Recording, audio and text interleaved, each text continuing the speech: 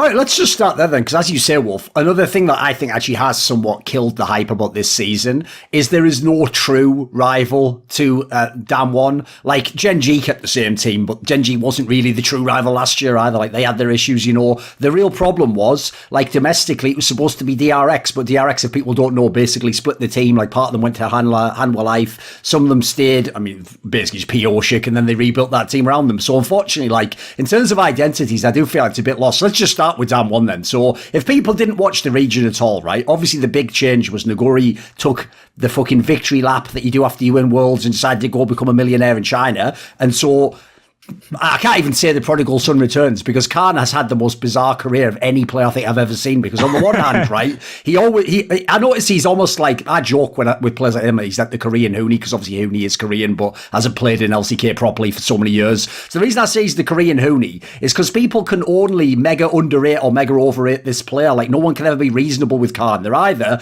when he's on his form, oh, he's so sick, he's the best top laner, like, which seems like what all the teams think when they sign him, and then it never lives up to that, because unfortunately, even though he joins all the orgs that win Worlds, he joins like a year after they win Worlds, and then they don't win with him. So then everyone goes the other way and go, oh, he sucks. Like, it's just like say with Huni, he's just running it down, he's garbage. It's like, well, that clearly can't be the case either. He's clearly a very good player. So this is a player where I feel like I want to get the baggage of all the narratives out of the way and just actually thought, who is this guy in this year? So, Wolf, what do you think of this player and the new Damwon, the one that didn't win Worlds, the new one we've got for this year, as you say, is so far ahead? When I saw Damwon win Worlds and I saw those players get up on stage, and I was very excited because at that point I was almost 100% confirmed I was going to be casting LCK, and LCK won, right? So I'm like, okay, this is great for me. Like, I'm about to cast this region.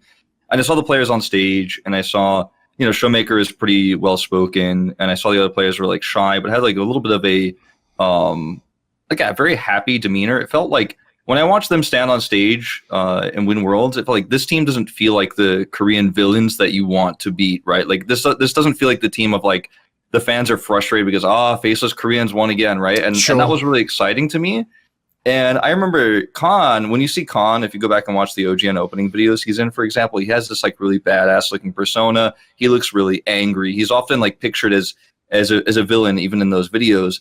And if you look at what he's done on stream and solo queue and some of the controversies surrounding him as well, you feel like this guy is, he might be like Ash's rival in Pokemon or something like that. Like, he's kind of the guy that, like, that he's not very friendly, but you're not sure like what you're going to get, but you respect like his skill, right? And then he was a very polarizing player because he either crushed his matchups in the top side or he ended up overextending and losing trying to do so, right? I think that's like what most people feel about Khan. Yes. But I was worried he was not going to gel with the team because I thought, oh, this guy might be too like grizzled. He might be too old for these young players. Like, he might come into this roster and be like, yo, you guys need to respect me, listen up. Like, you don't know what I've seen and like how many places I've been and how many teams I've seen. And I was really worried. I was like, I don't know if he's going to be able to fit with these younger players. I feel like there might be a lot of clashes between the younger players being like, yeah, but he's not as good as he used to be. Why do I have to listen to him? He's like the young, right? He's the older player. He's actually the oldest player in the LCK right now.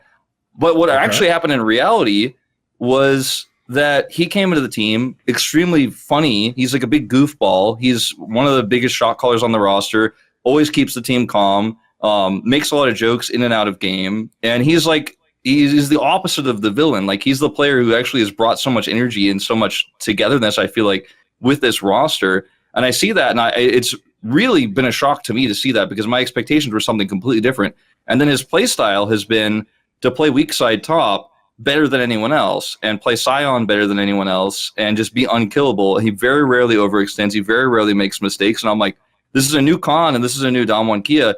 And I almost want to go as far as to say that if it continues at this pace, it might be an upgrade over Nuguri. Like, it might actually, at the end result, be like, wow, who would have thought Khan could be an upgrade for Nuguri? And if it keeps continuing like this, I think a lot of people will say that about how this season goes. What do you think of Baxil? I think that's all fair. Certainly, he's not carrying right now, but he doesn't need to because he has the rest of his team to do that, especially Canyon. I think that at the same time, though, do we trust Khan to carry when meta shifts or when team needs him to? Because we haven't really seen that yet. I don't know if I ever 100% trust Khan, even though he can play all the champions. He can play, even stuff like Fiora if he wants to, all of that. But I'm not sure that. I mean, you say yes, he's playing weak side, he's playing more disciplined, but I do think that just like Huni, who you compared him to, he's the kind of guy where when he'll play split pusher, he will not be disagreeable enough. He will not sort of force the team. Okay, I'm playing split push. Do not fight. Do not do something stupid right now. I see. So instead, like, no, I'm playing split pusher, but I will try to TP flank this team fight, or I will try to do something outside the win condition. And an important part of being a good player is saying like, okay, this is what I want to do. This is outside of that. Do not do this. Okay, if you did this, we have a problem. Stuff like that. So I don't know if I trust Khan to do that if he does have to play carry, but so far he doesn't. So far he plays Ornn and Sion. Sure. Okay, it works.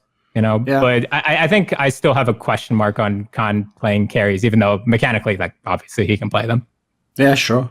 Yeah, if people don't know, just his champion pool alone, this split shows that he's definitely like embraced the mindset of what he's supposed to do for this team. Because the other part that I really was shocked when they made this move, like I understood in the past where like FPX got him, for example, their logic was like, if the meta switches were fucked out, we can't just play this one style. But the problem is when they brought him into this team, like Naguri had just shown last year that he could do that supportive style like a motherfucker. He was amazing when he would play like Lulu and garbage like that. So the idea that like that guy looked like he was the absolute best top player in the world. So to me, I agree with you, Wolf. It's not impossible that this team could be as good or better than the last one, which didn't seem possible when they made that move. That looked like an obvious downgrade, like, because you're just going from the de facto best to someone who's a bit more one-dimensional, people thought. Right, what about as a team overall, though? Because the big problem, as we alluded to, is because they don't really have true competition in Korea, we're back in the same position that we were with Damwon last year, where it's like, it doesn't matter if you stomp Korea, because everyone goes, well, who gives a fuck? LPL would beat you, or maybe G2 would beat whoever it might be that they want to pick out. So what do you think of the Damwon team in terms of like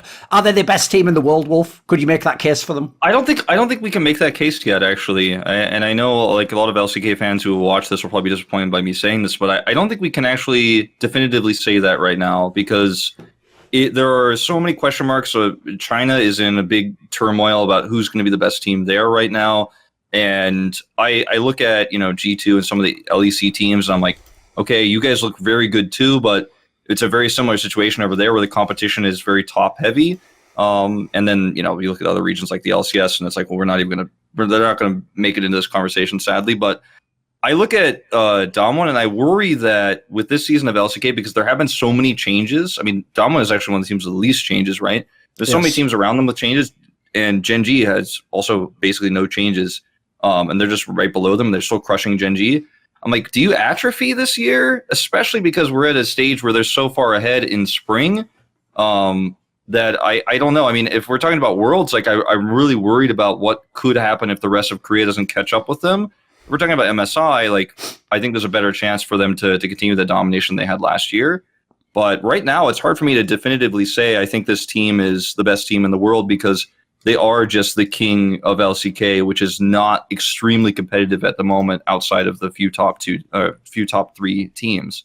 And it's even hard to now say like who's top three, because DRX is so up and down and inconsistent. And then Hanwha Life has terrible drafts sometimes. And when I see moments like that, I'm like, okay, like, yeah, of course, this very stable Damwon Kia team is going to continue to beat a Hanwha Life esports and a Gen G that can't be consistent, and a DRX that has, I mean, you really just have no idea what DRX you're going to see on any given day. They're not even committed. They weren't until today committed, actually, or rather qualified for the playoffs. So, it's like very much like Damwon, Kia, and then everybody else. And so does that mean they're the best team in the world? Like, I don't think so. I feel like it means LCK is going through a lot of changes right now. Damwon, Kia has been pretty consistent. So they are the best in Korea. That much is clear. But how competitive is Korea right now? I feel like we'll have to wait until playoffs to really find out. But another thing to mention is the playoff format has changed. So seeding doesn't matter as extremely much as it did before in Gauntlet. So I think a lot of teams are really experimenting, especially because it's spring, and messing around, because you could just make that run through the playoffs and the bracket's not as cutthroat where you have to beat like every amazing, awesome team. And then the guy on the finals is just sitting there watching you like, now I've seen all your drafts. Now you have to beat me. So I think people are not as worried about seeding this year. What do you think? Good riddance to Gauntlet, by the way. I just strongly dislike that format. I think it's so unfair. But I've played on the other side of that. I've been like, oh yeah, great. Yeah, there goes game one, What do I think? I think if you had Damwon against everyone else right now, just like in a best of 5, I think they'd win.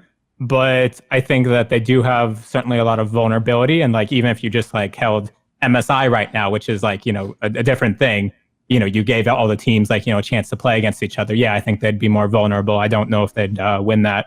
I think that they have the best understanding of carry jungle right now. I think that the meta suits them very well, but I also see that they go down in a lot of early games, and it just kind of doesn't matter. Like, oh, Canyon's just going to play Kane, and he's just going to kind of show up 10 15 minutes in, or get early game farm that he probably shouldn't, because the other teams don't know how to punish it that well. I don't think that would fly too well against Chinese teams. I think that I do think that they have some nice champion pool. They have some some ability to be more flexible with their drafting compared to other teams. Like, they can triple flex Gragas, stuff like that.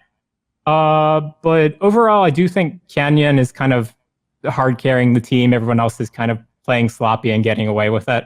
So I think they're the best, but I don't think we can really put that much to it. You know what I mean?